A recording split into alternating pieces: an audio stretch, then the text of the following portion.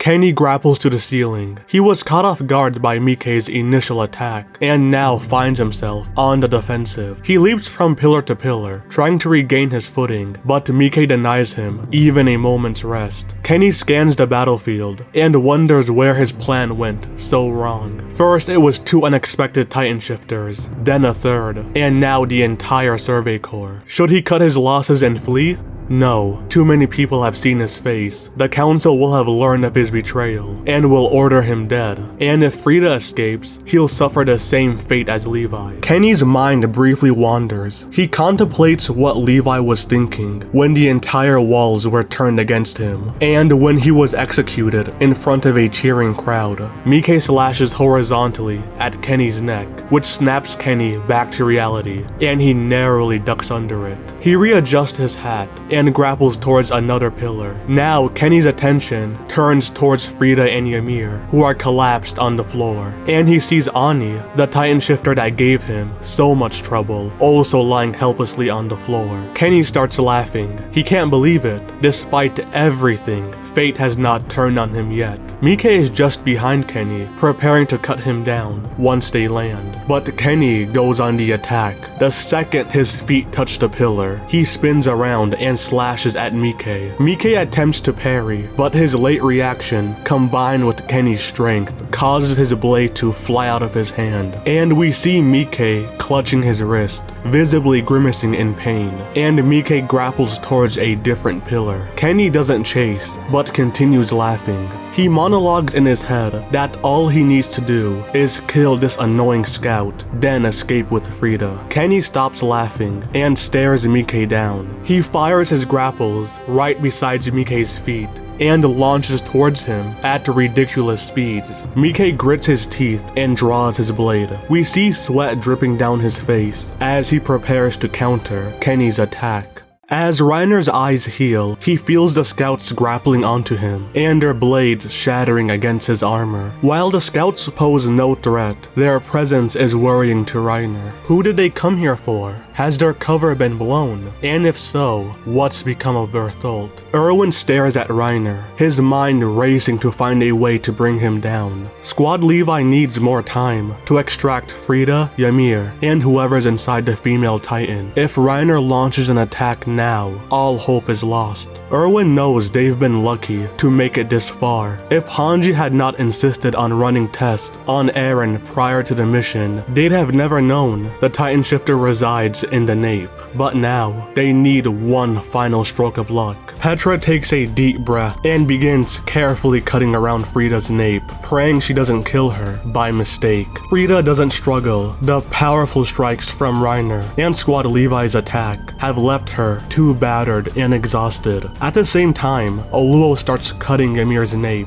but Emhyr begins to struggle. She still has the strength to fight. Oluo shouts for Nanaba and Gelga to help him, but Erwin vetoes it and commands them to hold their position, and he shouts at Oluo to cut Emhyr's nape anyways. While this is happening, Hanji tries to cut Ani's nape, but her blades are shattered by crystals. Hanji tries to cut around the crystals, but Ani simply expands them and undoes her progress. Hanji turns to Erwin for orders, but notices his widened eyes. She follows his gaze to the armored Titan, now fully healed, and glaring directly at her. Reiner sees Ani's crystals and concludes that she's alive, so he changes targets and charges at Frieda. Erwin commands Nanaba and Gelga to intercept him, but they can't slow him down. Petra sees Reiner closing in and starts frantically cutting Frieda's nape, but in her haste, she cuts Frieda's shoulder, causing her Titan to cry out in pain. And when Petra pulls her out, we see Frieda's right side covered in blood. Petra grapples towards the ceiling, carrying the unconscious Frieda, but as she ascends, her line is severed and she's impaled through the stomach. Kenny seizes Frieda and races towards the exit, leaving Petra's lifeless body falling towards the floor. Oluo abandons Emhyr and gives chase, hell-bent on avenging Petra. Gunther and Eld scan the cavern for Miche, only to find his dead body on the floor. And to make things worse, Ani rises to her feet, now fully healed. She looks for Reiner and sees him racing towards the exit, chasing the man she was fighting earlier, so she runs after him, Erwin commands everybody to intercept the Titan Shifter and to trust their comrades stationed outside the chapel to handle Kenny. Kenny ascends the stairs, carrying the unconscious Frida and believing he has emerged victorious. But the instant he steps outside, he sees dozens of scouts with their weapons drawn. Unbeknownst to Kenny, Erwin had stationed them outside the chapel to prevent any escape. Kenny puts his knife to Frida's throat and demands they all drop their weapons, but the scouts hold steady, neither firing nor responding to Kenny's threats. Frustrated, Kenny points towards Frida's shoulder and points out all the blood coming out, and states they don't have time. Either they let him go, or Frida dies. But to Kenny's surprise, the scouts don't even react. Instead, they order Kenny to drop Frida and allow them to inspect her wounds, but Kenny refuses, which causes a standoff. Inside the chapel, Eren is freaking out. Despite Frida's actions, seeing her getting captured fills him with rage. On top of that, the armored Titan, the Titan that caused his mom to die, is only a few feet in front of him. Eren and Mikasa were positioned close to the exit, both to keep them safe and allow Eren to quickly escape should the plan go wrong. Eren is at a crossroad. Does he run up the stairs and pursue Kenny, or get his revenge on the armored Titan? Eren decides both.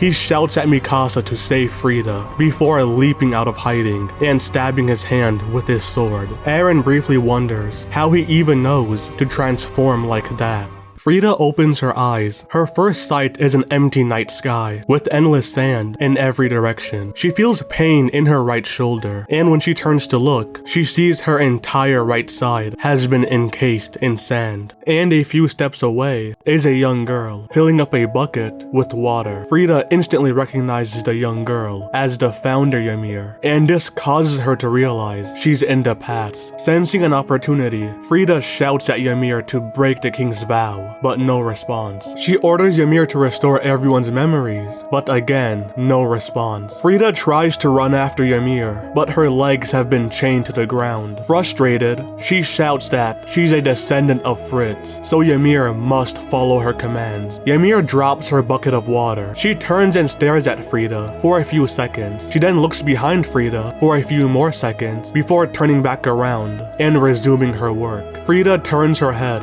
and sees a pitch black, ghostly silhouette of a man hovering behind her. She has no idea what she's even looking at, but then the silhouette slowly takes form and becomes someone she instantly recognizes and knows very well, Karl Fritz.